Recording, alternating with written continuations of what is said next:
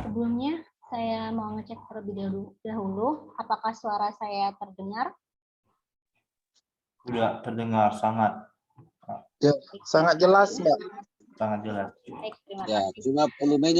cuma volumenya mau dikencangkan, Mbak. Di Makassar agak sedikit kurang keras. Baik, sekarang sudah melebihi jam 9, mari sama-sama kita mulai webinarnya. Sebelumnya, Assalamualaikum warahmatullahi wabarakatuh. Selamat pagi semua. Dengan mengucapkan Bismillahirrahmanirrahim, Struktural Engineering Webinar Session 2 yang mengangkat tema perencanaan struktur baja dengan metode LRVD dimulai. Untuk seluruh peserta dimohon mematikan mikrofon, menghidupkan kamera, serta memasang virtual background yang telah disediakan selama webinar berlangsung. Alhamdulillah, mari bersama-sama kita ucapkan syukur kepada Tuhan Yang Maha Esa. Semoga seluruh hadirin dalam keadaan sehat. Pertama, saya ucapkan terima kasih atas kehadiran narasumber kita pada pagi hari ini, yaitu Bapak Dr. Insinyur Ayudin STMT, Insinyur Profesional Utama ASEAN Engineering ICPE, serta seluruh peserta dari berbagai macam institut serta profesi.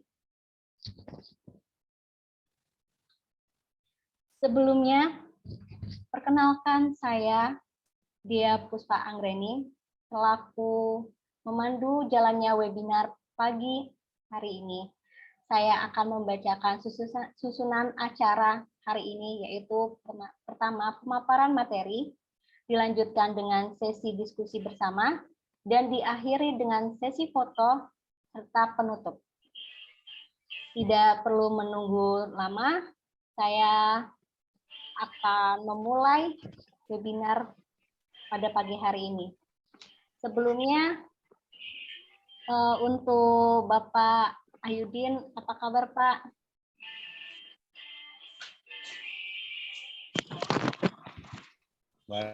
Baik, alhamdulillah.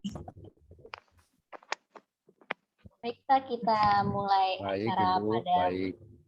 Alhamdulillah, Pak. Baik, webinar saya mulai. Sebelumnya saya akan membaca terlebih dahulu CV dari Bapak Ayudin.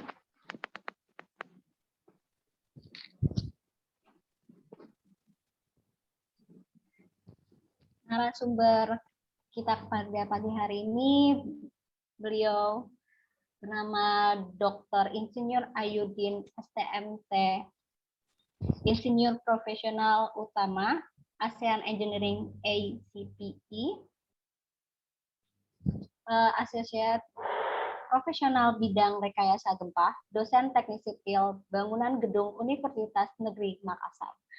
Beliau menggelar dokter teknik sipil dengan pencapaian mendapatkan lisensi kompetensi dari ASEAN Engineer dan Asia Pasifik atau APEC Engineer.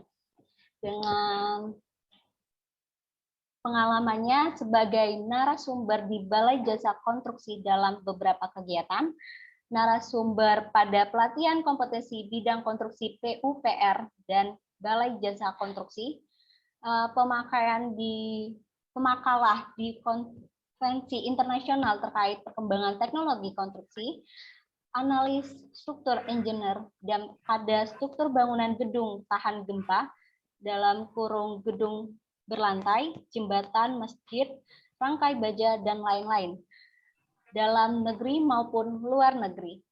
Asesor kompetisi K3 konstruksi. Baik, selanjutnya kita mulai webinarnya dan saya alihkan kembali ke narasumber untuk menyampaikan materi pada pagi hari ini.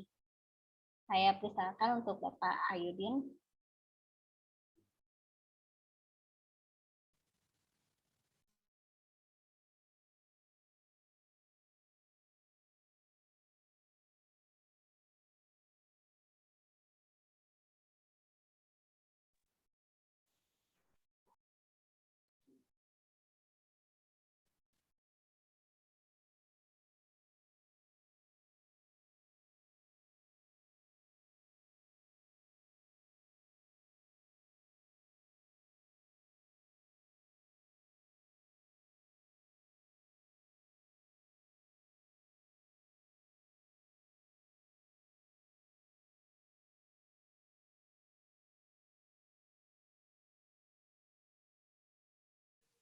Untuk Pak Ayudin, saya persilakan menyampaikan materi.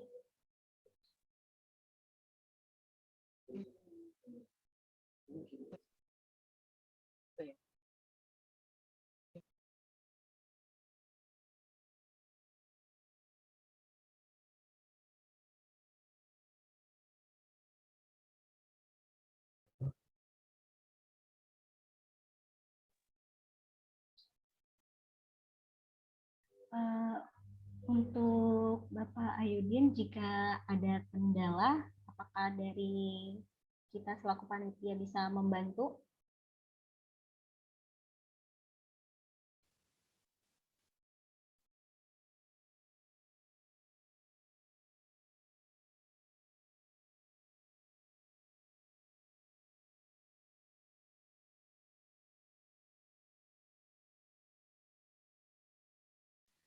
Mohon maaf untuk peserta, ini dikarenakan mungkin ada jaringan pada narasumber.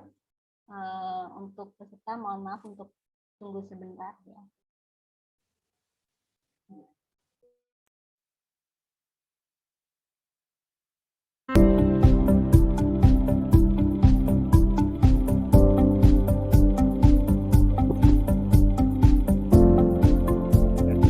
Assalamualaikum.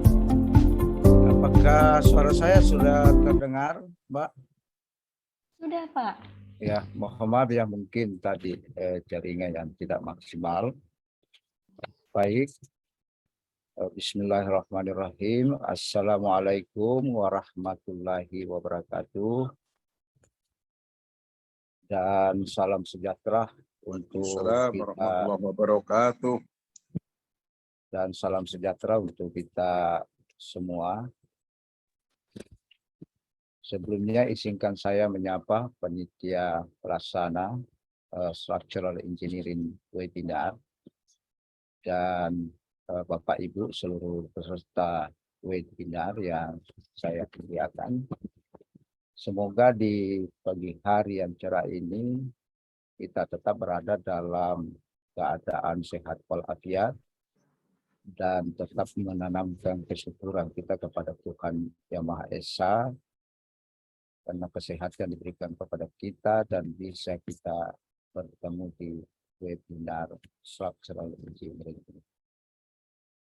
Semoga Structural Engineering Webinar Section 2 ini yang diselenggarakan oleh Safety Network bekerja sama dengan DPD Asdam-Kindo wilayah Jawa Tengah memberikan banyak manfaat untuk kita semuanya, khususnya pada diri saya sendiri yang diamanahkan sebagai narasumber dengan judul perencanaan struktur budget dengan metode LRFD. Karena tadi saya sudah diperkenalkan oleh panitia pelaksana, karenanya itu izinkan saya mengucapkan banyak terima kasih pada panitia pelaksana yang memberikan kepercayaan kepada saya untuk berbagi ilmu, sharing terkait dengan konstruksi budget. Tema yang sangat menarik untuk hari ini adalah perencanaan struktur baja dengan metode LRFD. Singkat saya memulai dengan slide demi slide untuk kita bisa amati bersama sambil saya mengemukakan apa yang ada di dalam pikiran saya. Nah, saya sengaja menampilkan ini salah satu bentuk konstruksi baja yang sudah terbangun. Karenanya itu mari kita melihat model konstruksi baja yang terbangun ini, maka kita melihat bagaimana jarak antar dimensi itu begitu seimbang Dia sangat rapi dan berdiri kokoh. Model atap pun terlihat begitu seimbang, karena memang keunggulan baja itu bisa dimodel sesuai dengan kebutuhan. Namun pun demikian, tinjauan suatu berat dan tekanan dalam suatu konstruksi itu sangat menentukan daya tahannya.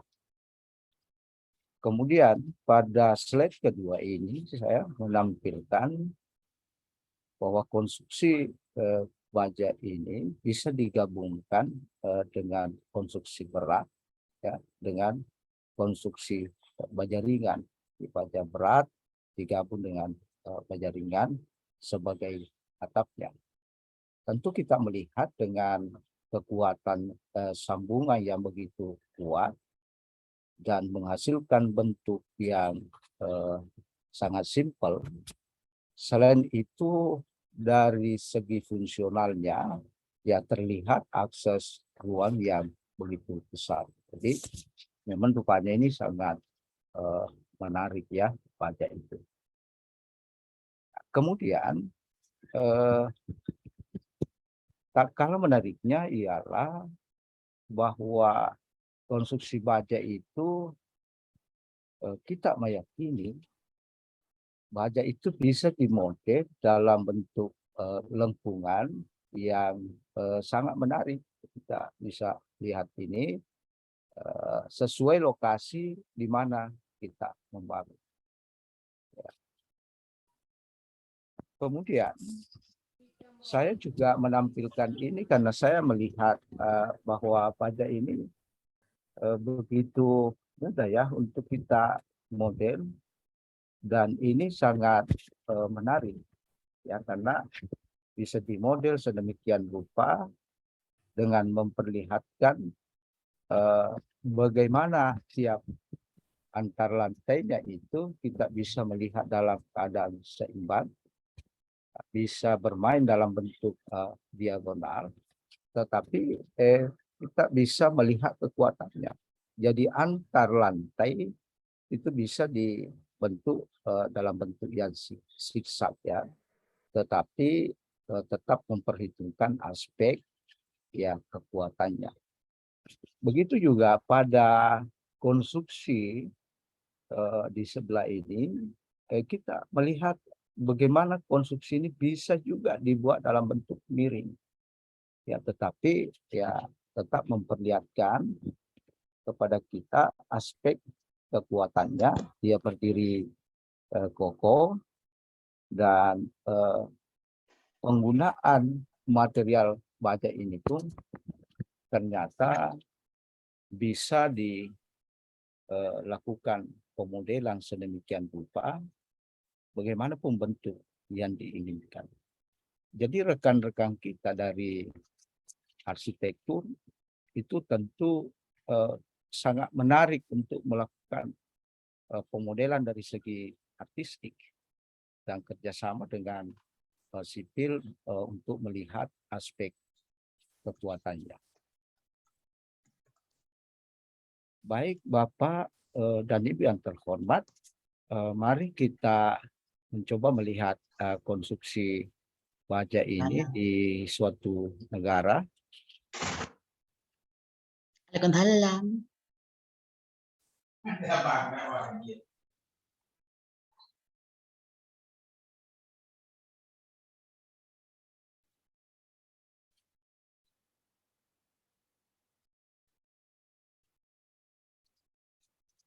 Ya,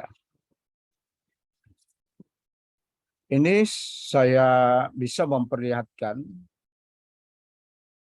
bahwa bangunan baja ini berada di salah satu negara, yaitu Nepal. Ya.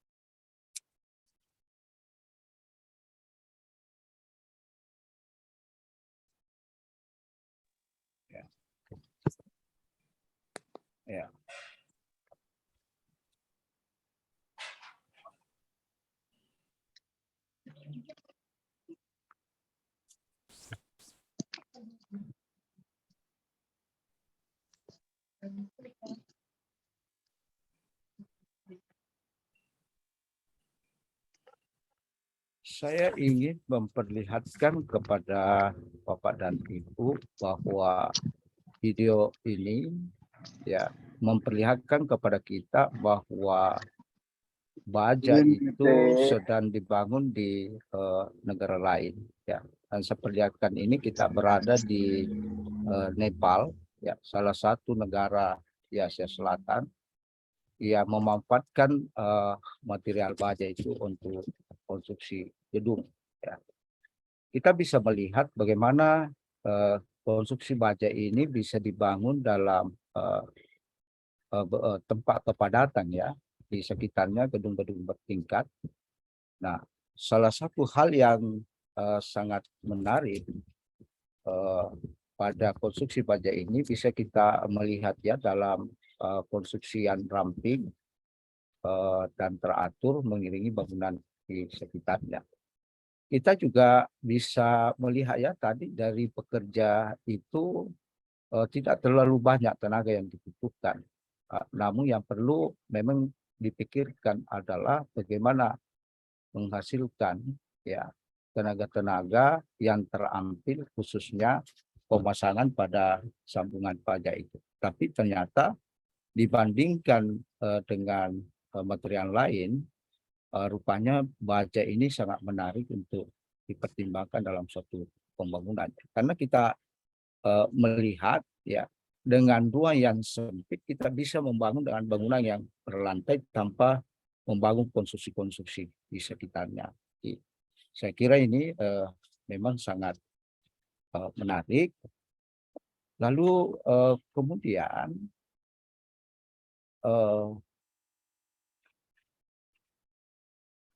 di dalam prinsip desain LRFD itu, ya saya ingin mengemukakan ya suatu regulasi-regulasi yang memberikan pemahaman kita bahwa di ASCE 716 itu dikenal dengan istilah Minimum Design Laws for Buildings and Other Structures. Kemudian di dalam peraturan juga ASC Steel Construction itu dikenal dengan istilah Load Resistant Factor Design atau LRFD. Dan di SNI standar nasional kita 17/9/2020 itu dikenal dengan istilah desain faktor beban dan ketahanan. Jadi jika kita membaca suatu literatur yang mengatakan itu adalah desain faktor beban dan ketahanan, itu sebenarnya LRFD itu juga. Ya.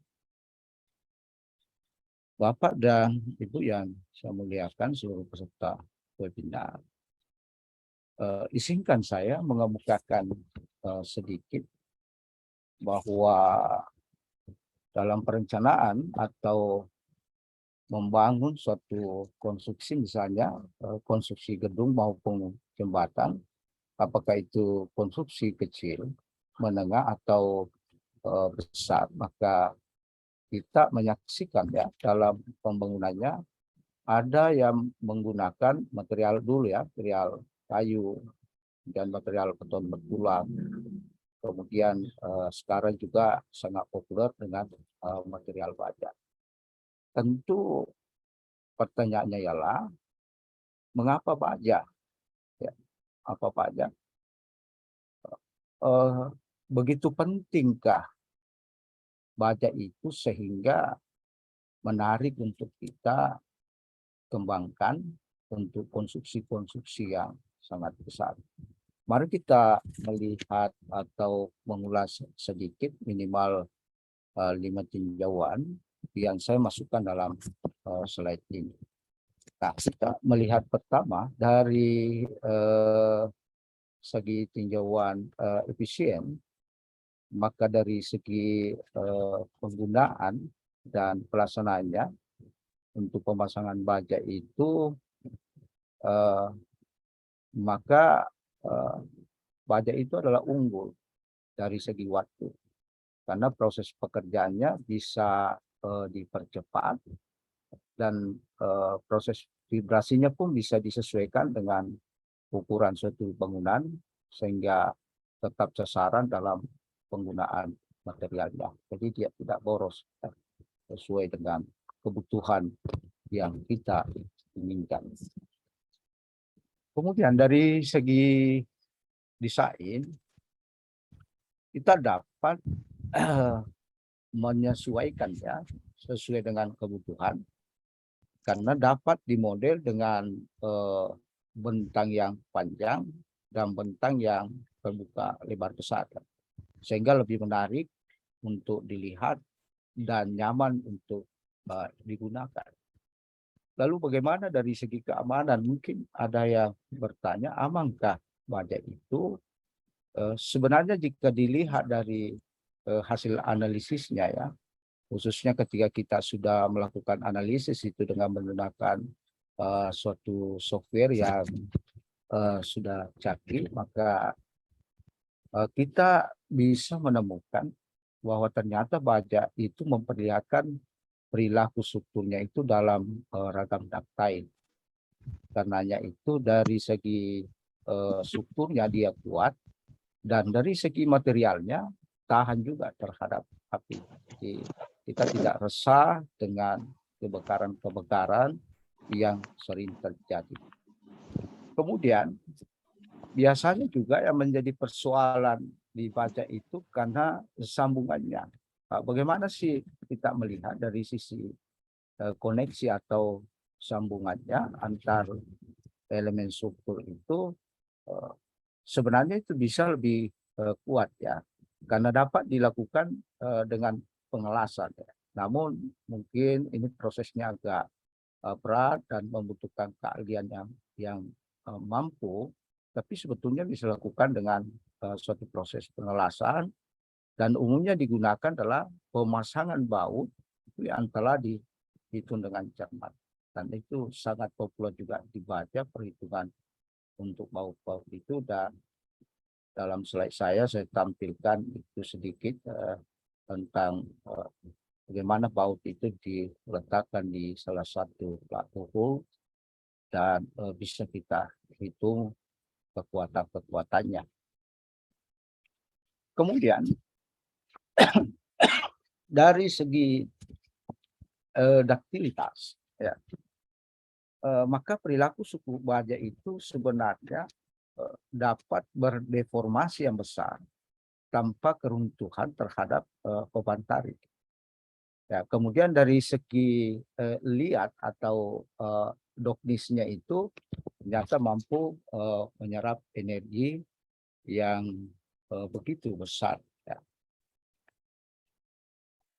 Nah, kemudian kita masuk pada wilayah perumusan. Sebetulnya ya, rumusan dalam satu baja itu pada prinsipnya dikenal dalam dua bagian yang sering digunakan oleh ahli-ahli struktur kita, yaitu yang pertama Allowable Stress Design atau ASD yang saya masukkan di dalam ini ya rumus-rumusnya. Yang kedua adalah Low Resistant Effector Design atau LRFD.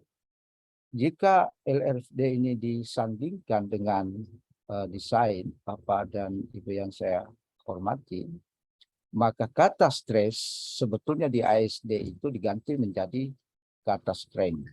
Karena stres dikenal di mekanika bahan, tapi jika disandingkan dengan LRFD agar bisa seiring, maka kata stres itu diganti menjadi strength. Ya. Baik Bapak dan Ibu yang saya muliakan, sebenarnya LRFD itu sudah lama muncul Pak. Kira-kira sejak tahun 90-an, tapi belum lazim digunakan di Indonesia.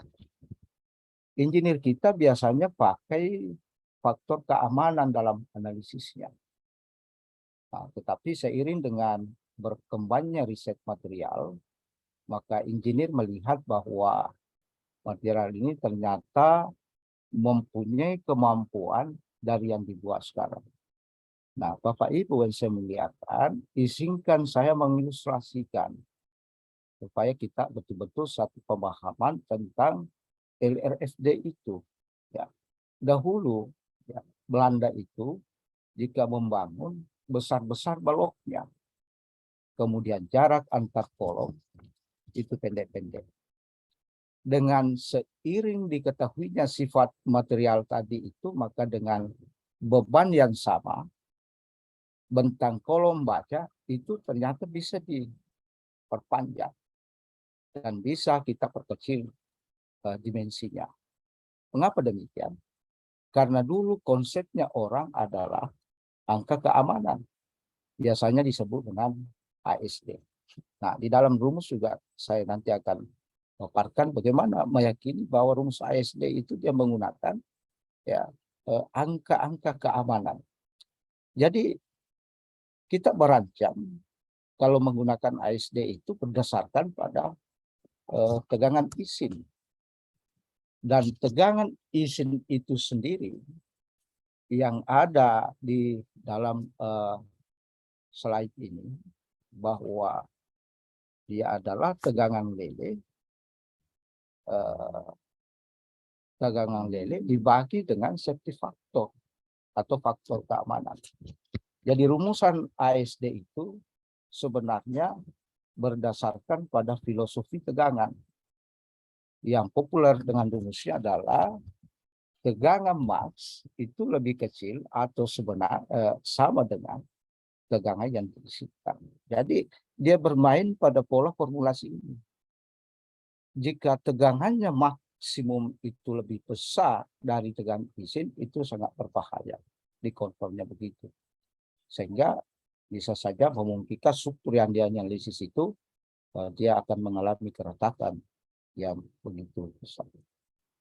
Jadi disitulah suatu kontrol untuk perumusan suatu ASD. Nah, pertanyaannya ialah karena dia menggunakan angka keamanan atau safety factor itu tadi,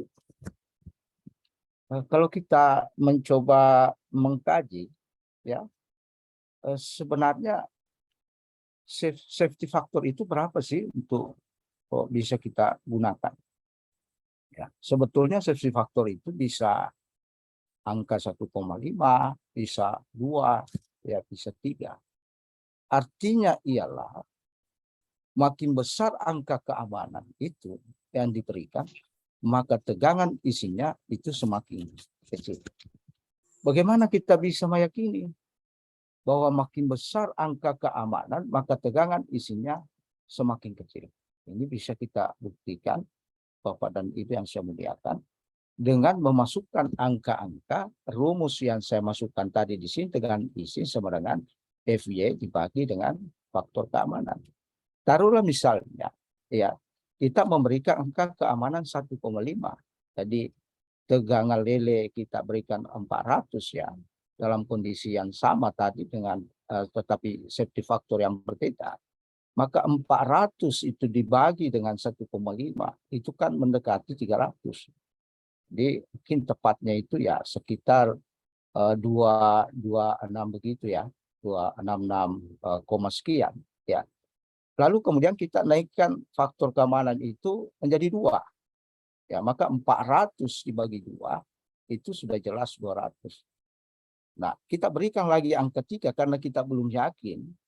Maka ternyata 400 dibagi dengan safety factor 3 tadi itu dia mendapatkan angka hanya sekitar 133, sekian.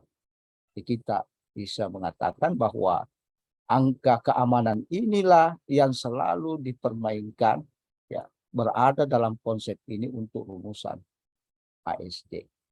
Maka semakin besar angka keamanan diberikan, maka tegangan isinya itu semakin kecil. Ya, bagi penganalisis struktur, ini tentu sangat senang dengan model-model angka keamanan ini pada zaman dulu, sebagaimana saya ilustrasikan tadi ya, pada zaman Belanda. Jadi kesimpulannya ialah ASD itu berbasiskan pada filosofi tegangan izin dengan memperhatikan ya faktor keamanan. Kemudian mari kita bahas LRFD itu. Nah, RU ini lebih kecil atau sama dengan VRN. Bagaimana filosofinya digunakan ini hingga sekarang? Maka izinkan saya menjelaskan sedikit untuk Bapak dan Ibu yang saya muliakan, saudara-saudaraku semuanya, bahwa di era tahun 90-an itu sudah mulai dikenal LRFD itu dibaca. Kalau kita di perguruan tinggi Indonesia, sekitar tahun 95-an itu sudah ada buku baca yang menulis tentang LRFD itu yang sudah diterjemahkan. Itu ada dalam buku Johnson ya. Kemudian diperkenalkan LRFD di situ. Kemudian tahun 2000-an ke atas LRFD itu dikenal di Indonesia dengan istilah faktor istilah desain faktor beban dan ketahanan atau DFBK. Itulah sehingga banyak yang menulis juga jurnal yang menggunakan DFBK itu menunjukkan bahwa kembang kita itu merujuk pada standar nasional Indonesia. Nah, izinkan saya mengatakan bahwa meskipun istilah LRFD itu ada di baja, ya, tetapi juga sebetulnya diadopsi di beton. Bagaimana ciri mekanisnya? Untuk membuktikan itu bahwa beban diperbesar, ya, penampan direduksi. Kalau dulu tegangan hanya beban mati dan beban hidup saja. Kalau di LFD bebannya dibesarkan. Itulah sehingga ada kode 1,2D ya dan 1,6L. Ya. Kalau dulu ya, MU sama dengan MN, di LFD adalah MU sama dengan VMN. Nyatalah bahwa melalui rumus yang sangat sederhana yang saya kemukakan ini menunjukkan bahwa kapasitas penampannya itu direduksi karena ada VD di dalamnya. Itu yang membedakan. Bagaimana mengetahui sorry Bapak dan Ibu, bagaimana mengetahui faktor reduksi itu? Saya ingin menyampaikan bahwa sebenarnya itu ada di ilmu lain. Dari mana angka 1,2 beban mati, angka 1,6 tadi itu? Kan bisa saja 2, sekian ya. Tetapi kita sering menggunakan itu ya. Pertanyaannya dari mana 1,2 beban mati dan angka 1,6 beban hidup? Mengapa juga ada faktor reduksi itu? Ada angka 0,9, 0,85, 0,8. Nah, dulu beton itu sebelum 2019 itu isinya 0,8 ya. Nah, digunakan. Tetapi setelah 2019 itu menjadi 0,9. Dari mana angka-angka ini? Itu dari ilmu statistik, di luar dari ilmu baja, dan tentu saya tidak akan bahas di sini karena mengambil waktu terlalu panjang. Jadi ada pengelolaan statistik sedemikian rupa sehingga didapatlah angka itu 1,2, 1,6, 0,8, dan 0,9. Nah, ilmunya di teknik sipil itu sebenarnya ada di keandalan struktur. Walaupun angka-angka slide-nya perlu digeser, Pak. Iya, masih di sini Pak penjelasannya. Ya, saya masih membahas rumusan LRFD. Terima kasih Pak. Jadi walaupun angka rujukan itu tadi angka faktor-faktor kita itu, maka sesungguhnya di luar negeri itu juga menggunakan simbol ya ISKE 716/2020. Izinkan saya menambahkan sedikit penjelasan bahwa Karena ada dua prinsip desain tadi ini, muncul pertanyaan, mengapa kita gunakan LRD? Ya, karena pekerjaan material baja dan beton itu lebih bisa kita kontrol, Pak. Bukan berarti 100% ya itu sempurna. Misalnya, ya, mohon maaf Pak, saya belum geser saya. Misalnya pada bahan baja, jika produksinya bermasalah ya atau jelek bahan baja itu, maka bisa kita kendalikan ya supaya material baja itu bisa lebih baik. Misalnya dulu juga jika kita ingin mempertinggi mutu baja, maka kita tambah karbon. Tapi sekarang tidak. Kalau orang ingin mempertinggi mutu bajanya, maka kita akan tambahkan campuran dengan baja yang namanya vanadium, unsur kimia. Maka kita bisa peroleh mutu baja itu lebih baik. Jadi baja dan beton itu bisa kita kontrol dari segi materialnya, kemudian dari segi pengerjaan pun bisa kita kontrol dari segi serviceability-nya.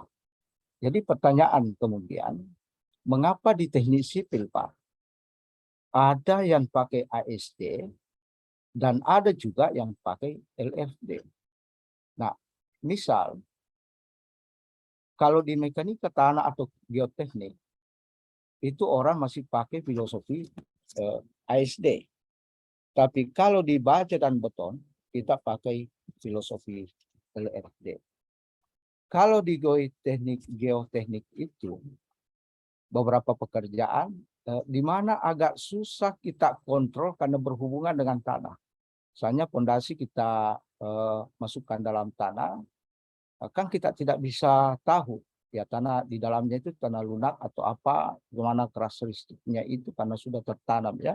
Itulah sebabnya mengapa di teknik sipil itu ada mazhabnya ASD. Kalau saya menggunakan kata mazhab, dan ada mazhabnya juga LRD. Nah, kalau di baja dan beton itu mazhabnya LRD. Jadi kita semua saya kira bermazhab LFD.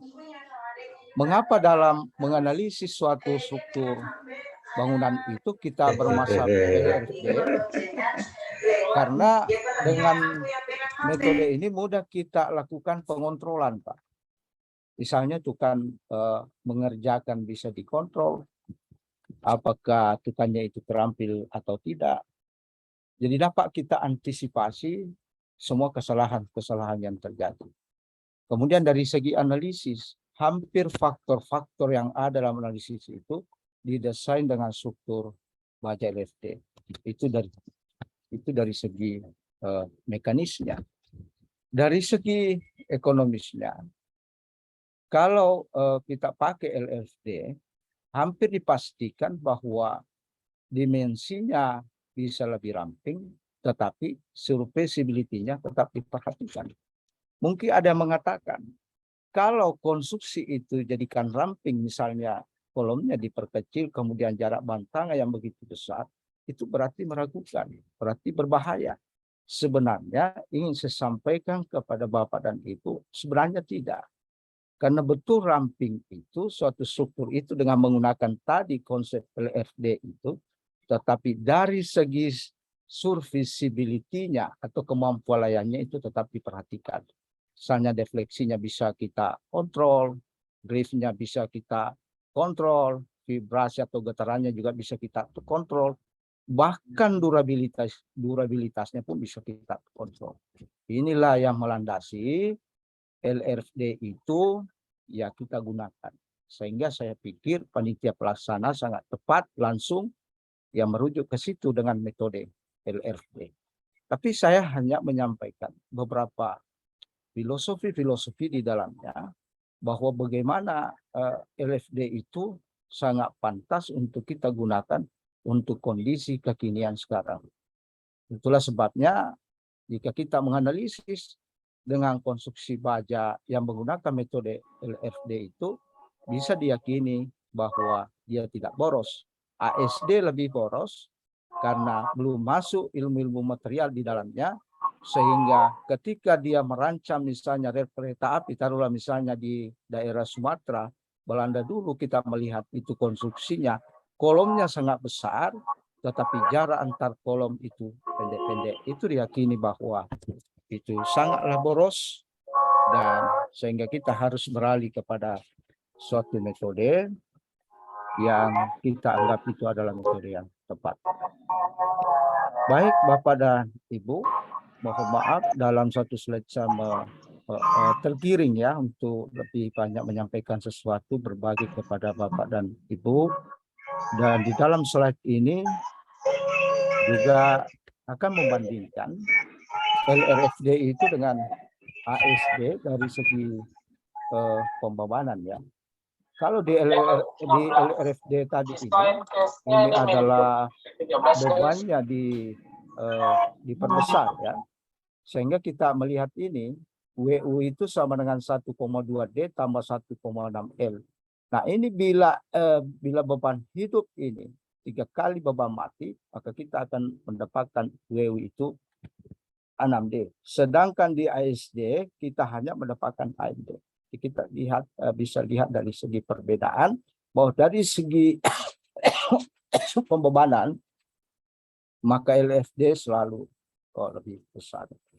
Kemudian dari segi kekuatan lentur yang dibutuhkan, ini sebetulnya bisa kita melakukan ya uji coba untuk memasukkan suatu angka-angka di dalamnya, maka nilai WU, nilai MU tadi itu lebih tinggi juga hasilnya daripada kekuatan lentur yang dibutuhkan di ASD.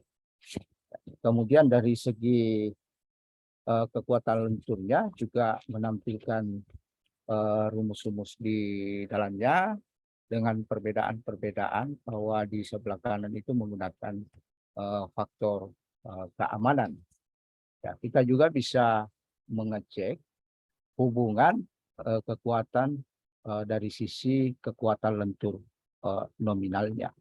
Jadi kalau kita gabungkan ini Bapak dan Ibu yang terhormat, maka sebetulnya itu ada hubungan ya antara faktor keamanan dengan faktor ketahanan.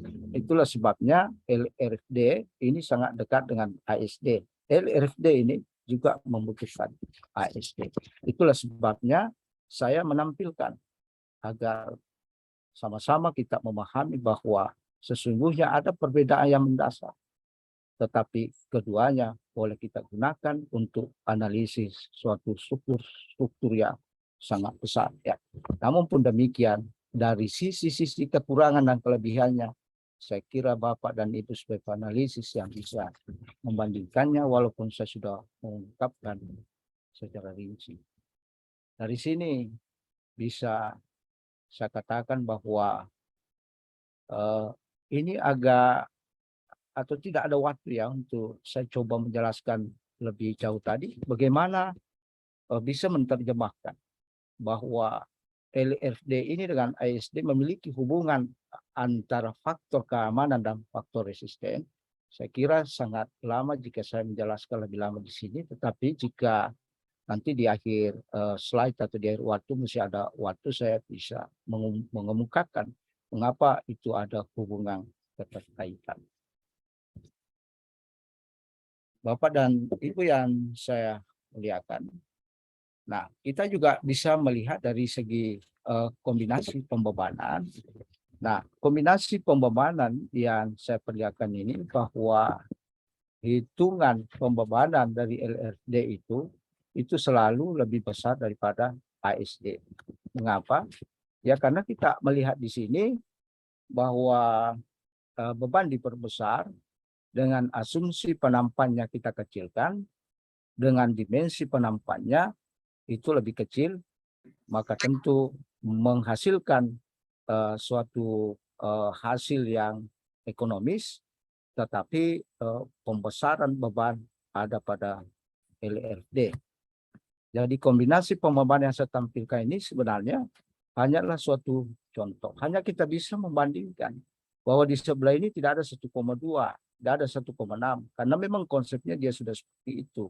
di LRFD ini diperbesar bebannya itu, ya sehingga kita nanti bisa melakukan reduksi atau memperkecil suatu penampang. Kalau dari segi pembebanan sebetulnya itu banyak sekali pembebanan ya, tergantung di lokasi mana kita berada dan bagaimana situasi di lokasi kita, dan kita menggunakan regulasi apa. Oleh kita menggunakan IBC, oleh kita Standar Nasional Indonesia, ya boleh ASJE. Ya. Namun kalau kita menggunakan ABC itu kan tentu berbeda dengan Indonesia. Mengapa kita selalu pakai NSI? Pertama, kita menghargai ahli-ahli struktur kita menyusun itu, walaupun dia merujuk pada ASC tadi. Kemudian ada yang bias ketika kita merujuk pada referensi kombinasi pembebanan, misalnya ABC. Karena ABC itu di negara Amerika itu tidak berlaku secara umum karena tergantung dari negara bagiannya. Ya, ada negara bagian tertentu di sana memiliki tingkat kegempaan yang tinggi. Nah, beda dengan kita di Indonesia, SNI itu berlaku ya secara umum karena sudah dipikirkan sebelumnya oleh ahli kita. Jadi intinya pada slide ini ialah bahwa LRFD itu dikalikan dengan suatu pembesaran yang sudah ditentukan, misalnya 1,2 beban mati dan 1,2 beban hidup, tapi di ASD itu tidak ada. Saya kira ini suatu contoh saja yang sangat sederhana. Saya hanya menampilkan yakin ke kita bahwa LRFD itu sangat tinggi nilainya dibanding dengan ASD. Kita bisa melihat bahwa WU yang dihasilkan dari LRFD tadi dengan angka beban mati dan beban hidup yang kita masukkan ternyata hasilnya 371,6 kN. Dan di ASD dia masukkan 249 ya. 249 kN. Nah, kalau kita lihat ini ternyata pembesarannya itu ya sekitar 50% ya. Karena memang konsepnya sudah seperti itu. Nah, Bapak dan Ibu yang saya muliakan, menurut peraturan ya LRFD yang tertuang dalam SNI 03/1709/2002 pasal 10.1 mengatakan bahwa TU itu lebih kecil atau sama dengan ya faktor reduksi itu dikalikan dengan TN. Jadi TU-nya ini harus dia lebih kecil atau sama dengan daripada faktor reduksi kali TN itu. Kalau dia lebih besar ya, tapi paling tidak sama dengan. Kalau lebih besar berarti itu sangat berisiko cara kita melakukan analisis. Nah, mungkin ada pertanyaan, kenapa ada T di situ? Sebetulnya itu adalah simbol dan kita tidak perlu terkecoh dengan simbol-simbol itu. Karena simbol dalam literatur itu bisa berbeda-beda. Ya, misalnya simbol di buku-buku ada yang memberikan simbol TU dan ada juga yang memberikan simbol PU. Jika Bapak dan Ibu menelusuri isi SNI 03/1722/2002 sebetulnya simbolnya di situ NU. Tapi NU di situ bukan Nahdlatul Ulama Pak ya. Nah, tetapi E-nya besar ya punya kecil. Mungkin ada yang bertanya, kok Bapak memasang T ya sementara menuju pada SNI ya. Nah, maka saya ingin mengatakan bahwa memperbanyak literatur itu jauh lebih baik karena inti dari simbol itu lebih baik jika itu dipahami. Yang jelas bahwa simbol TU tadi, PU dan NU adalah gaya tarik aksial. Saya sependapat di situ. Artinya ialah dia harus gaya tarik aksial terfaktor tadi itu harus lebih kecil atau sama dengan dari faktor reduksi TN yang kita dapatkan. Ya, sementara TN itu adalah tahanan nominal dari penampang yang ditentukan berdasarkan keruntuhan papan tarik. Kita akan mengamati kondisi. Ada rumus yang saya masukkan di sini, ada kondisi lele ya, dan ada kondisi fraktur ya. Apakah kondisi keruntuhan itu berada pada kondisi lele atau berada pada kondisi fraktur?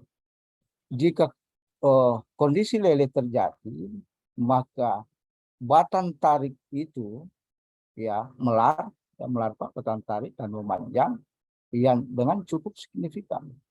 Maka formulasinya sudah disediakan bahwa AG dikali dengan ya tegangan lelenya. Jadi perkalian luas penampang kotor dengan kuat lele materialnya nanti ini dikalikan dengan faktor reduksi 0,90. Lalu jika kegagalan itu berada pada kondisi fraktur ya dengan ciri batang tariknya itu terlepas dan pelak buhunya itu ada keretakan yang terjadi melalui bau-bau yang terpasang, maka formulasinya itu adalah TN sama dengan AE kali PU. Jadi perkalian luas penampang efektif dengan tegangan tarik putus, sementara simbol AE adalah perkalian faktor reduksi dengan luas neto penampang. Nah, hasil perhitungan ini nanti kita kemudian ya mengambil mana hasil perhitungan yang paling terkecil. Dan nanti kita akan menemukan apakah kondisi lele itu kegagalannya atau kegagalan pada kondisi fraktur. Jadi saya kemukakan kembali bahwa kita hitung kedua-duanya, lalu kemudian ya kita mengambil hasil hitungan yang paling minimum. Ya. Mengapa LRFD itu memiliki faktor yang berbeda? Ini juga menjadi suatu pertanyaan sebetulnya, tetapi 0,375 itu memang tingkat kondisi frakturnya itu lebih membahayakan, itulah sebabnya faktor reduksi yang diberikan itu adalah 0,75. Jadi ringkasnya adalah TU itu ketika kita merancang tadi itu ya, TU-nya itu harus lebih kecil atau sama dengan dari faktor reduksi TN ya. Jika kita tidak ingin mendapatkan suatu kegagalan yang sangat berarti. Bapak dan Ibu saya muliakan, begitu juga ketika kita ingin menjamin bahwa komponen tarik runtuh itu dalam kondisi ductile ya, maka kita akan menggunakan suatu formulasi AE itu tadi dibagi dengan AE, kemudian lebih kecil atau sama dengan 1,2 tegangan lelenya dibanding dengan tegangan putusnya. Jadi formulasi ini sangat jelas untuk nanti membuktikan ketika misalnya TU tadi hasilnya kita mencoba memberikan 1,2D dan 1,6L kita hitung, dan tadi TN ini dengan faktor reduksinya kita mengambil faktor terkecil, itu nanti kita bisa cek apakah lebih besar hasilnya atau dia lebih kecil. Yang jelas bahwa peraturan di LRFD itu tidak boleh TU itu lebih besar daripada ya TN yang sudah direduksi. Kemudian ada satu yang saya perlihatkan kepada Bapak dalam slide ini bahwa ini adalah pelak buku, kemudian diberikan suatu baut, bahwa hitungan itu bisa kita lakukan dengan hitungan banyak baut, bisa juga untuk satu baut, ya tergantung dari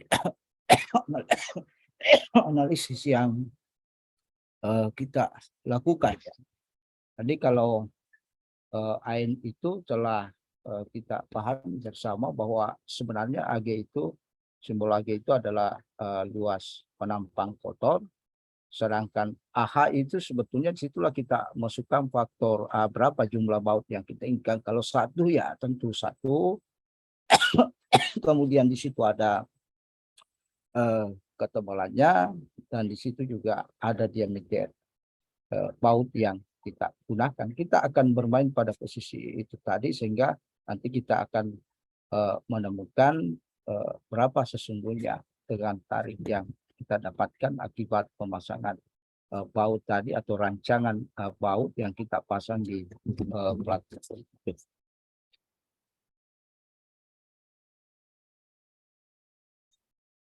Ya, kemudian dari segi desain komponen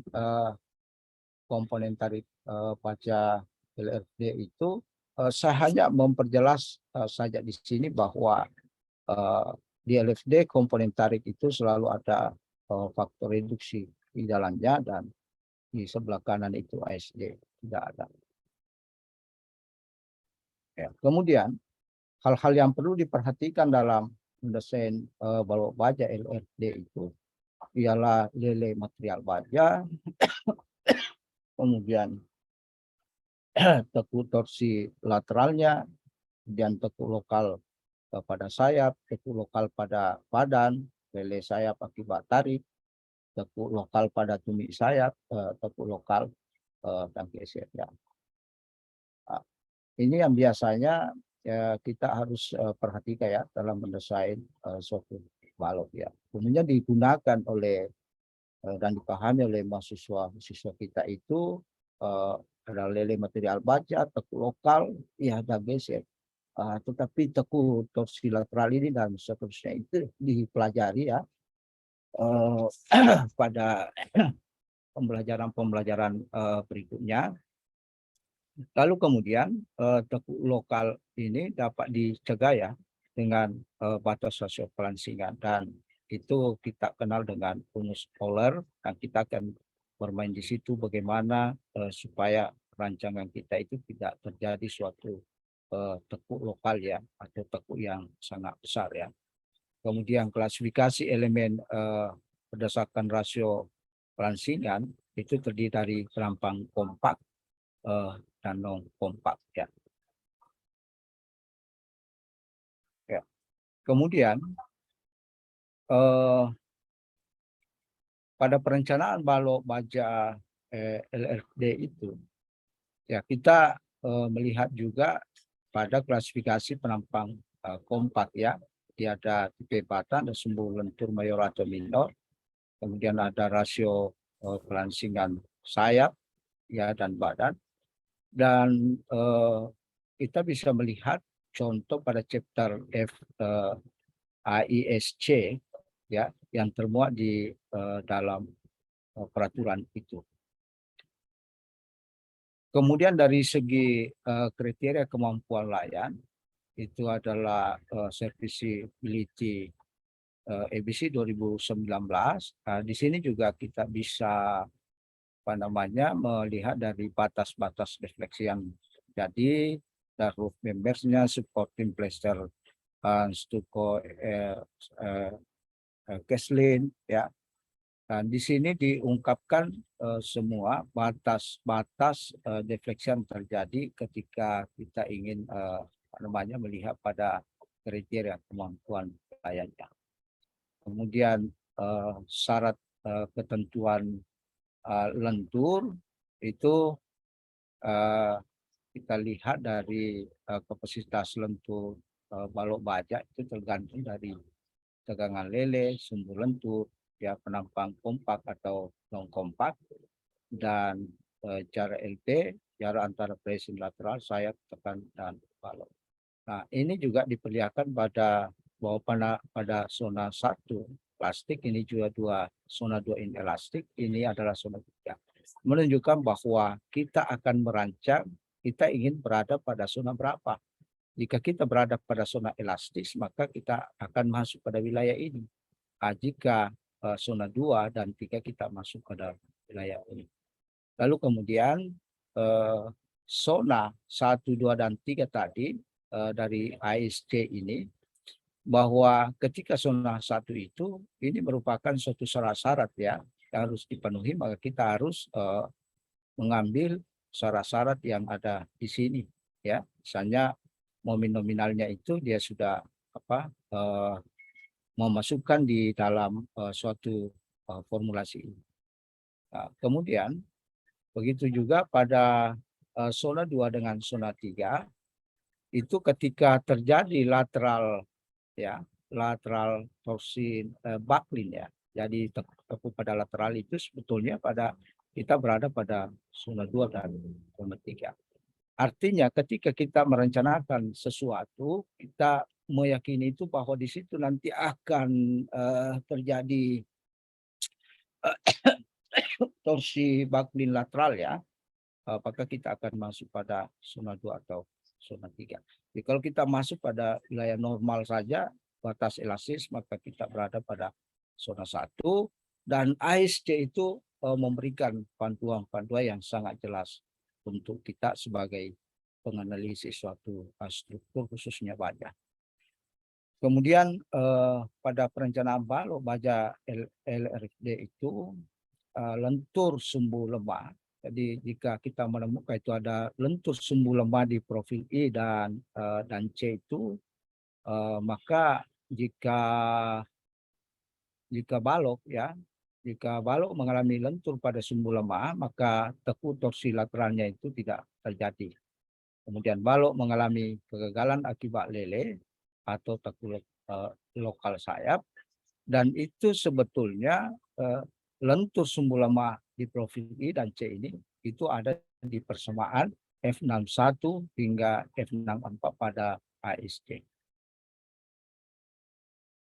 Kemudian pada perencanaan berbentuk segi 4, kita menemukan untuk model segi 4 tadi ya, dengan berbentuk kotak atau perongga, HSS itu yang dikenal itu hollow structural section, maka itu diatur dalam tabel B4 1B di ASC dan persamaan F71, F75 di ASC. Itu saya sudah masukkan di dalam slide ini untuk kita bisa melihat secara bersama. Lalu kemudian ketika dia penampannya berbentuk bulat, maka kita mengacu pada tabel B4 1B kasus nomor 20. Saya kira peraturan kita SC sudah kita temukan semuanya, karena itu memang harus menjadi referensi buat kita. Nah, begitu juga penampang berbentuk T ganda, itu kita mengacu pada tabel B4 1B kasus nomor 10 dan persamaan menggunakan persamaan F9E hingga F911. Kemudian reduksi kekuatan akibat lubang pada sayap, ini biasa kita juga menemukan ya, jika ada sayapnya itu berlubang, maka untuk menambah referensi kita, maka kita bisa masuk pada section F13.1 ASC dan persamaan F13.1 AISC.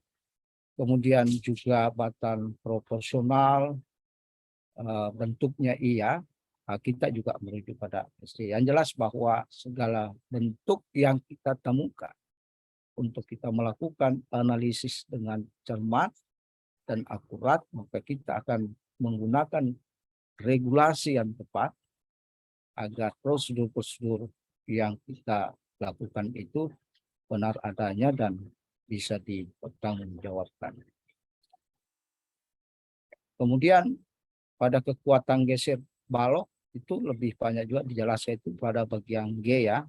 Untuk ASC itu kapasitas geser penampang kotak, box ya, dan HSS kotak ada di bagian G21 SC. Kapasitas geser penampang untuk HSS bulat itu bagian G6 ASC. Jadi formulasinya sangat jelas. Jadi apa yang saya kemukakan ini sebenarnya hanyalah ya semacam frame untuk kita bahwa kejadian-kejadian kita dapatkan di lapangan ya, yang kita analisis, kita bisa merujuk pada regulasi yang ada. Baik Bapak Ibu yang Yang terhormat, kita mungkin bisa menyaksikan ini adalah proses aplikasi perencanaan baja LRT itu dengan menggunakan software ETABS yang sudah memang sangat populer digunakan di Indonesia.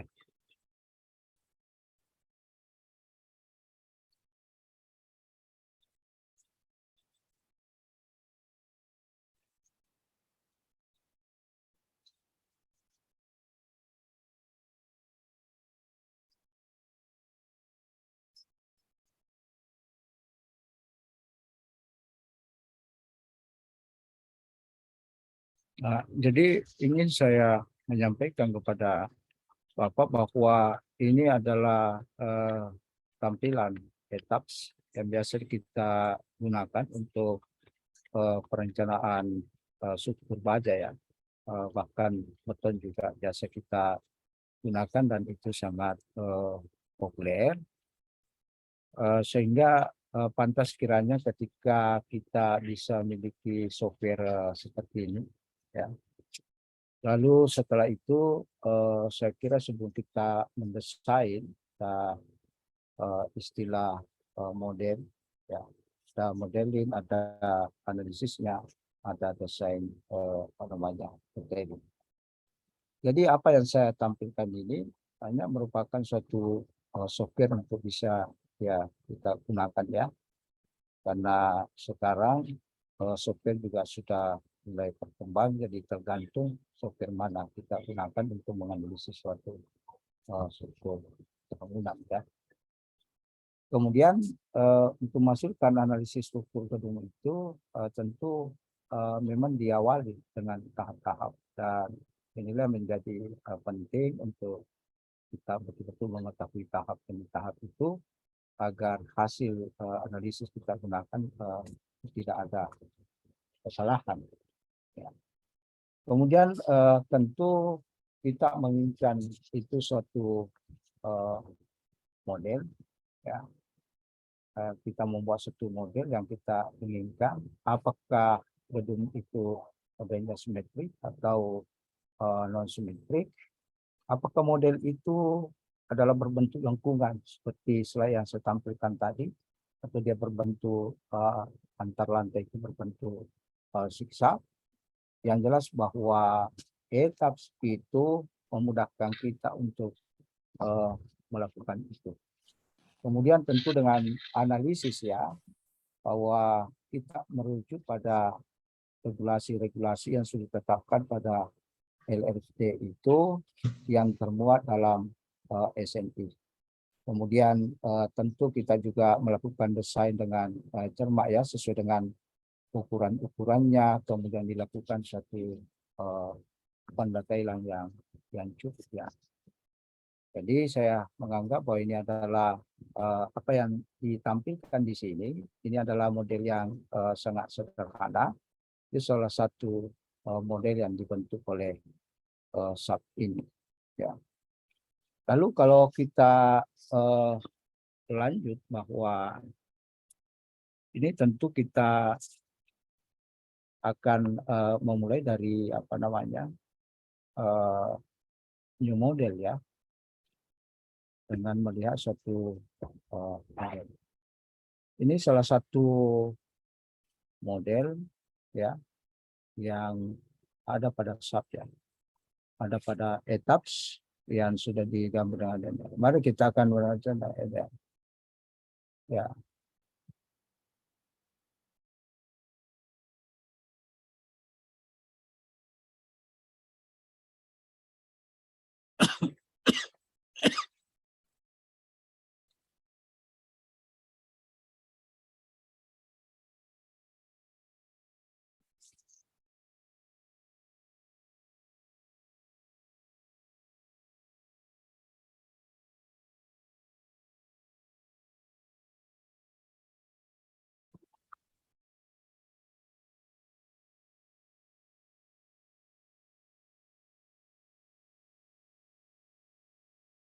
Ya.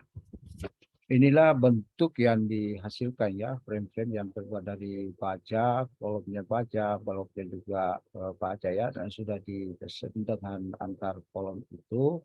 itu dana yang ditampilkan bahwa ini adalah suatu contoh yang sangat sederhana, tetapi di akhir itu dia melakukan RAM analisis untuk mengetahui semua hasil-hasil analisis yang mereka lakukan. Namun tentu pertanyaan kita memulai dari mana untuk menghasilkan tadi ini? Ya tentu ini ada new model ya, mulai new model ya, kemudian kita ya tampilkan ya instruksi-instruksinya yang kita bisa isi. Kita menggunakan peraturan apa, disinilah kita akan tetapkan ya.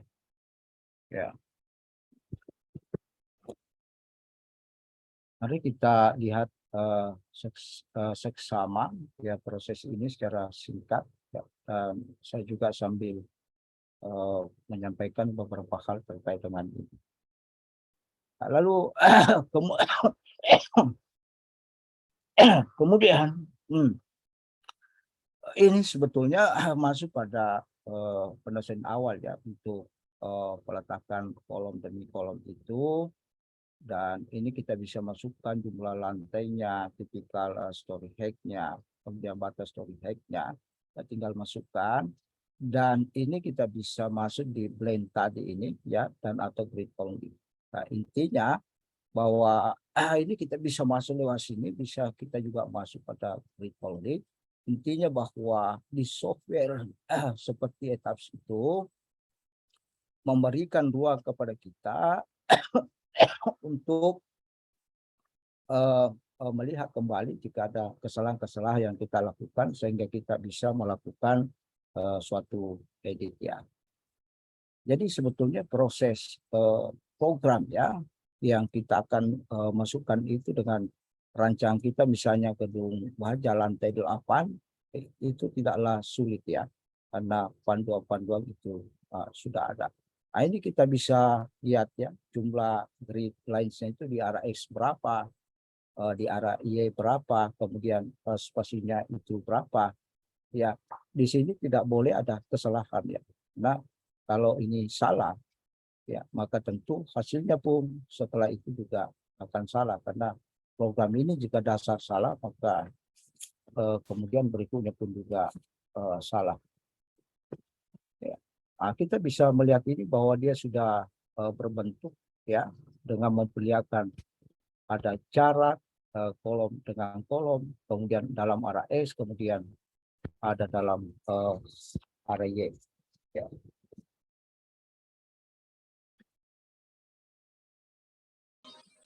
Bapak dan Ibu yang saya muliakan, jadi setelah kita melakukan tadi suatu pemodelan ya dengan bentuk bangunan yang kita inginkan, saya kira ya kita bisa masuk pada pendefinisian. Ya, bagaimana mendefinisikan bahwa itu material apa yang kita gunakan ya, termasuk yang saya tampilkan ini adalah rectangularnya, apakah dia segi 4, kita di situ ada pemilihan ya. Jadi kita melakukan ya frame assignment itu ya, kita menandai ya frame assignment itu. Artinya kita mencoba menandai itu semua elemen atau bagian struktur yang sudah dirancang sebelumnya, tetapi tentu didahului dengan pendefinisian.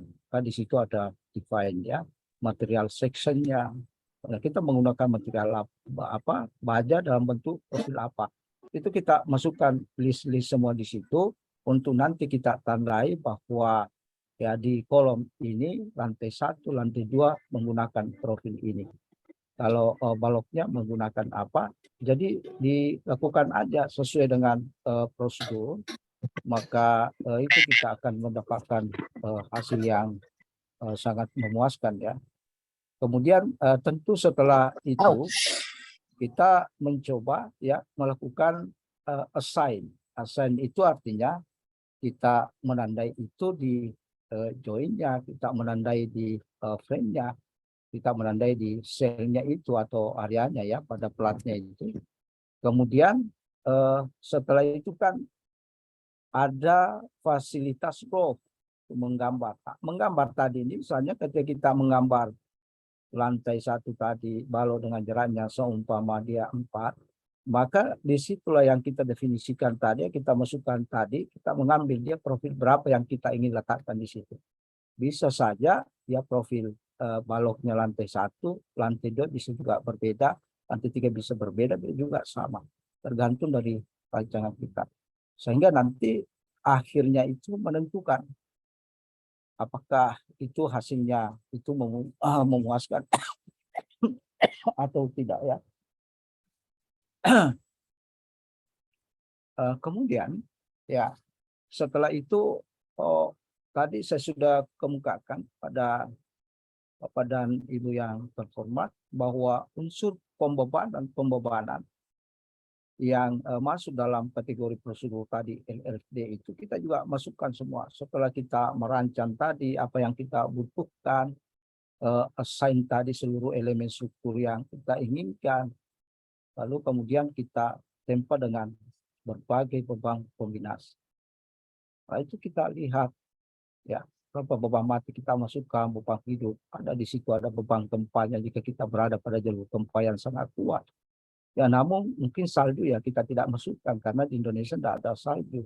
Tapi bisa saja angin ya yang sangat besar kita masukkan di situ. Sesuai dengan kaidah itu kita masukkan semua perbanding di beban ini dan seterusnya. Dan berbagai macam kombinasi pembebanan ini nanti akan kita buktikan jika kita melakukan suatu analisis.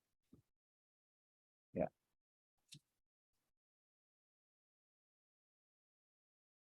Silakan kita melihat ini mungkin adalah proses terakhir saja yang saya munculkan bahwa sesungguhnya itu setelah kita melakukan analisis ya maka kita sudah bisa menemukan ya apa-apa yang terjadi dalamnya dari perilaku kita ya. Nah ini kita bisa melihat ya dia melakukan cek desain ya desain pada struktur ya seluruh elemen itu dilakukan pengecekan apakah ada kesalahan di dalamnya. Ya, ada kesalahan kita ulangi ya. Ya.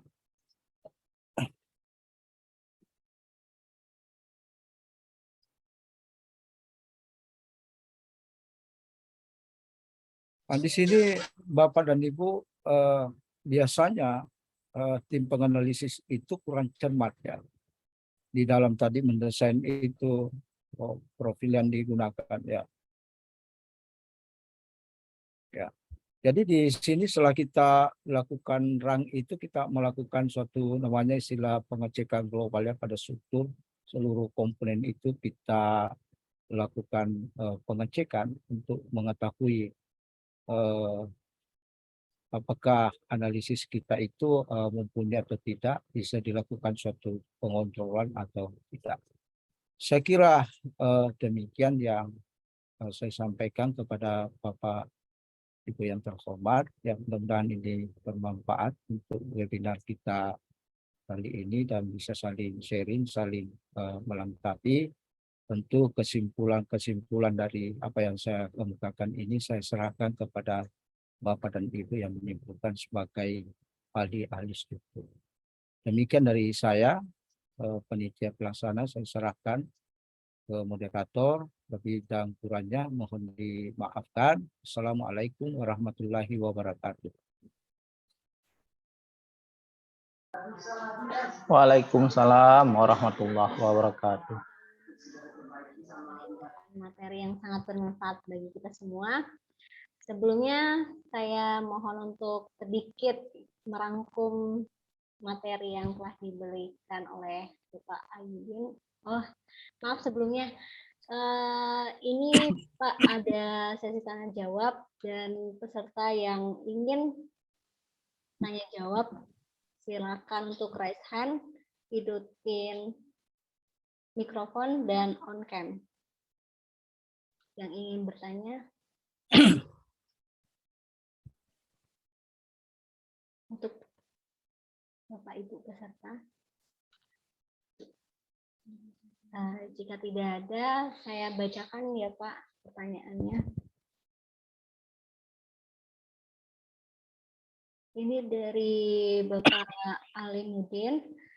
Sudah adakah software yang bisa digunakan oleh orang di luar sipil untuk menghitung jika pemilik rumah toko merencanakan suatu bangunan rumah toko 3 lantai dengan beban 2 lantai digunakan untuk parkiran mobil? Ya, apakah saya langsung menjawab? Silakan Pak langsung. Boleh. Ya. Jadi software itu yang tersedia dan saya ucapkan ya terima kasih atas pertanyaan. Tadi itu Ibu ya.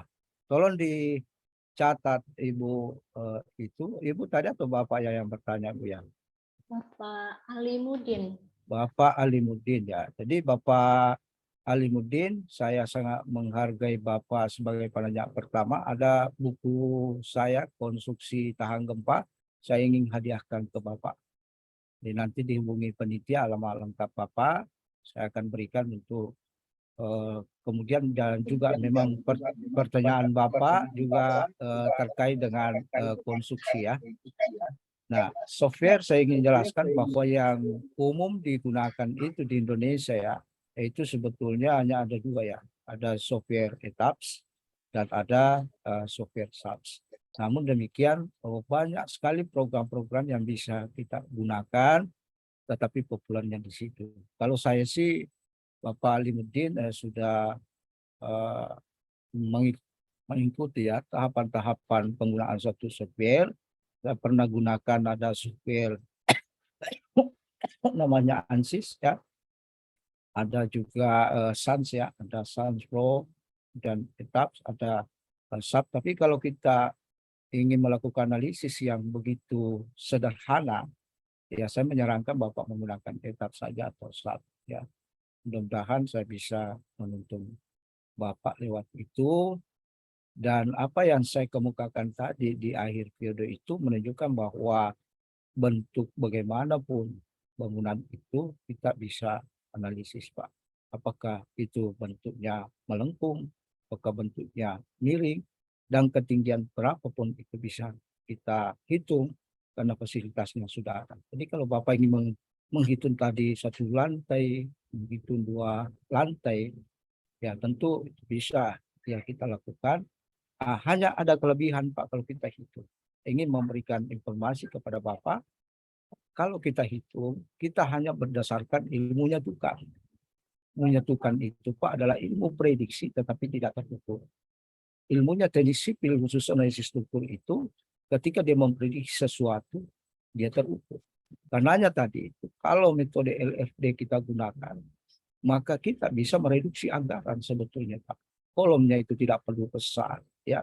Bayangkan kalau kolom 1, kolom 2, kolom 3 ramping-ramping dan kita bisa memberikan jarak antar kolom itu lebih besar, maka itu tentu kita menguntungkan dari segi biaya. Ya, contoh yang pernah saya hitung itu saya pernah memberikan jarak antar baloknya itu antar kolomnya itu 8 meter ya. Ya, kemudian kolomnya tidak besar. Nah, pertanyaannya ialah apakah itu kuat? Ya alhamdulillah sampai sekarang ini sudah terbangun, tidak ada juga gejala-gejala. Kenapa tidak ada gejala-gejala? Karena kita tadi membuat suatu analisis itu berdasarkan prediksi. Berdasarkan keilmuan, berdasarkan kontrolnya. Jadi yang kita kontrol itu apa?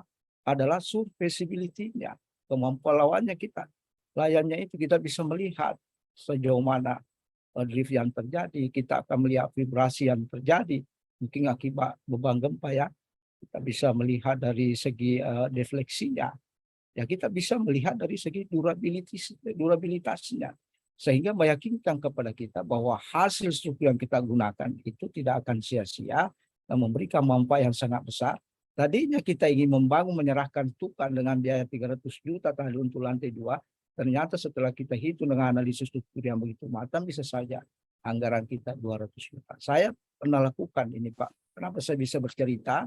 Karena saya pernah melakukan suatu hitungan analisis struktur berlantai itu dengan mereduksi itu lebih dari 17 M ya dengan konstruksi yang sangat besar itu setelah dilakukan hitungan-hitungan sebelumnya. Jadi sangat menguntungkan itu. Saya kira begitu dari saya, Ibu Moderator. Mudah-mudahan jawaban saya ini bisa bermanfaat untuk Pak Alimuddin dan kita semuanya. Terima kasih.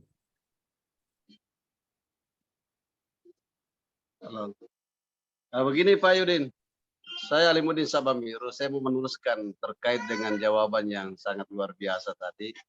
Ini kan saya melihat perkembangannya di Kota Makassar, terutama pembangunan ini yang paling ramai adalah perumahan sederhana karena lokasi sudah terbatas sehingga yang ada adalah pembangunan tipe-tipe sederhana, sehingga saya berpikir kalau saya ingin membangun rumah tipe sederhana, saya pikirnya saya ini bukan orang sipil, saya ini orang elektro. Jadi saya berpikir bagaimana kalau lokasi rumah saya ini, karena rumah saya ini berlokasi di tempat rumah sederhana, harusnya di lantai 2 ini cocoknya ada parkiran. Jadi nanti di lantai 3 mungkin tempat tinggalnya. Nah, itu yang mau dihitung. Apakah sudah ada yang model yang bisa kita gunakan sehingga dia juga bisa bertahan sampai katakanlah 25 tahun. Ya, tentu ini juga terkait dengan fondasinya ya. Ya mohon maaf ini bertanya ini bukan orang sipil, ini hanya tadi aplikasinya, softwarenya saya kira kalau itu ada ya alhamdulillah.